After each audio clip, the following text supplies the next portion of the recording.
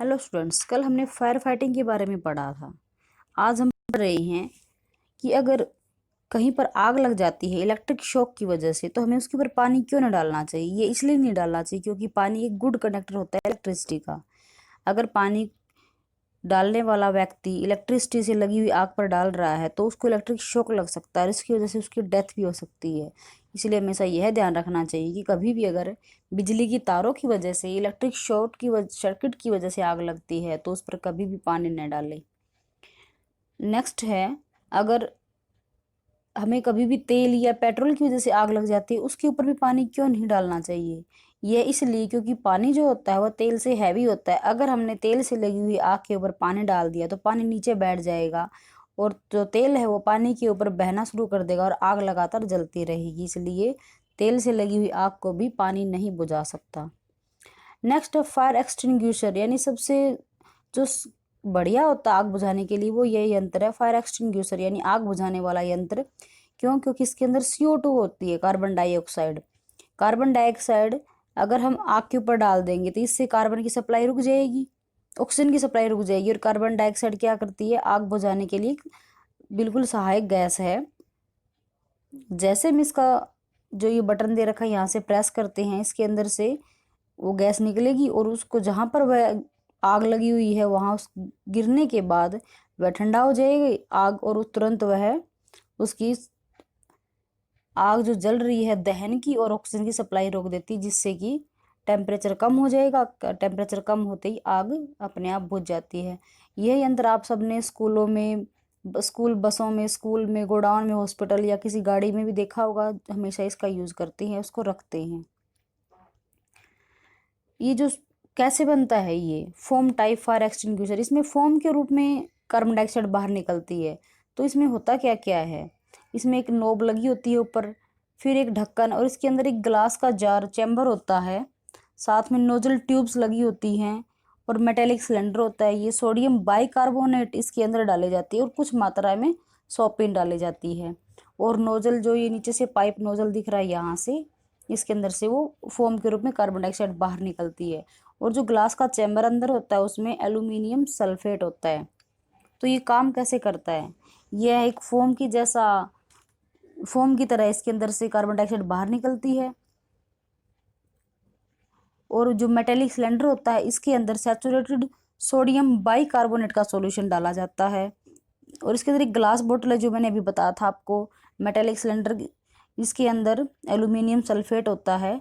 जैसे ही इसका press knob knob से स्ट्राइक करते हैं, प्रेस करते हैं इस बटन को, तो वह इसकी सरफेस को टच होते ही जो ग्लास बोतल है अंदर की तरफ जिसमें एल्यूमिनियम सल्फेट है वह कॉन्टेक्ट में आते ही टूट जाएगा और इसके अंदर से यह गैस एल्यूमिनियम सल्फेट बाहर निकलेगा। और सोडियम बाइकार्बोनेट के रिएक्ट के कांटेक्ट में आने के बाद, सोडियम बाइकार्बोनेट के कांटेक्ट में जैसे ही यह एल्यूमिनियम सल्फेट आएगा तो इसके अंदर से कार्बन डाइऑक्साइड गैस निकलनी शुरू हो जाती है। और जो ये सोडियम बाइकार्बोनेट था इसके अंदर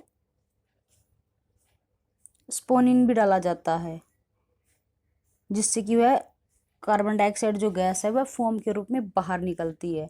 और वो बाहर निकल के वह उस आग के ऊपर डाली जाती है, जिससे कि किसी भी लगी हुई आग पर कहीं अगर डाल देंगे तो वह ऑक्सीजन की सप्लाई रोक देगा और आग बुझ जाएगी। फिर नेक्स्ट दे रखा है कि taking care of fire victim, यानी अगर किसी को आग लग जाती है तो उस व्यक्ति को किस प्रकार बचाया जा सकता है।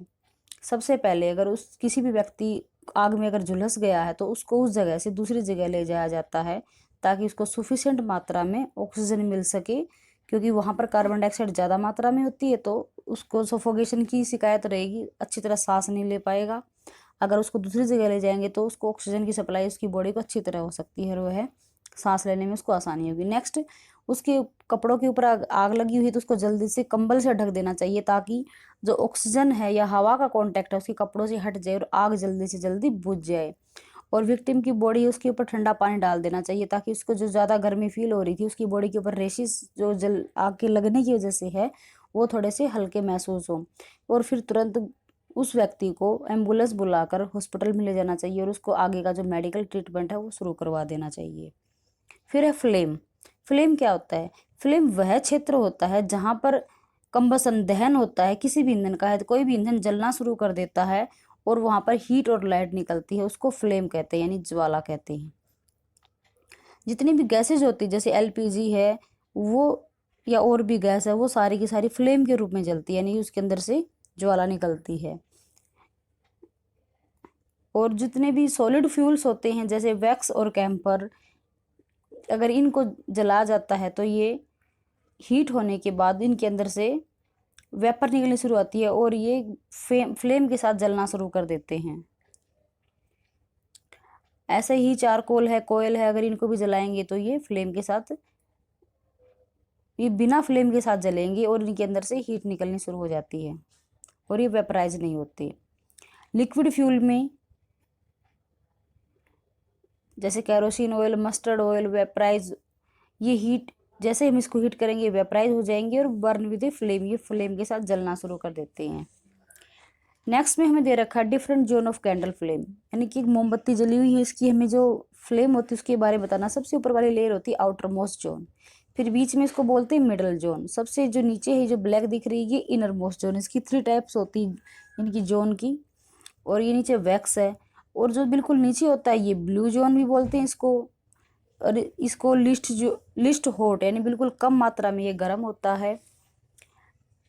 जो जो मिडिल वाला पार्ट है इसको मॉडरेटरी हॉट, यानी कि यह कम गर्म होता है, इतना ज़्यादा गर्म नहीं होता है। इसके अंदर अनबर्न्ड पार्टिकल होते हैं, इसी वजह से इसके अंदर धुआं और